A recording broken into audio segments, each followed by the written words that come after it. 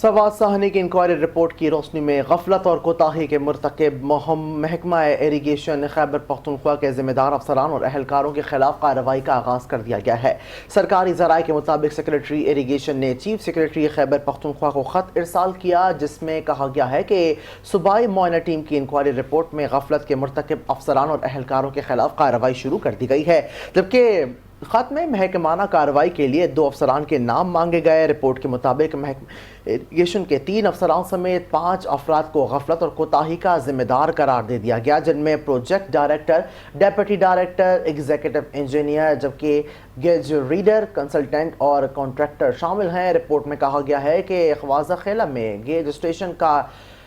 پانی کے اخراج کی بروقت ریڈنگ میں ناکام رہا ہے۔ رپورٹ میں گیج ریڈرز اسٹاف کی کمی کو بھی دیکھنے اور ارلی وارننگ سسٹم کے غیر فعال ہونے کی بھی انکوائری کرنے کی سفارش کی گئی ہے۔ رپورٹ کے مطابق ایڈوائزری اور الرٹس جاری ہونے کے باوجود پی ڈی ایم اے یا ضلع انتظامیہ سے کوارڈینیشن نہیں کی گئی، جبکہ سائٹ پر حفاظتی سائن، وارننگ یا سیفٹی کارڈز موجود نہیں تھے۔ رپورٹ میں بتا دیا گیا ہے کہ سیلاب کو روکنے کے لیے فلڈ پروٹیکشن وال مکمل طور پر نہیں بنائی گئی، جبکہ مانسون سیزن کے دوران عارضی بند غیر محفوظ مٹیریل سے بنایا گیا، جو انجینئرنگ اور سیفٹی پروٹوکولز کی سنگین خلاف ورزی ہے۔ رپورٹ کے مطابق پانی کے بہاؤ کو موڑنے کے لیے عارضی بند بنایا گیا، جس سے سیاحوں کو دریا کے خشک ہونے کا تاثر ملا اور وہاں چلے گئے، جبکہ بند ٹوٹنے کے ساتھ ہی پانی کا بہاؤ تیز آیا اور سیاح پھنس کر رہ گئے۔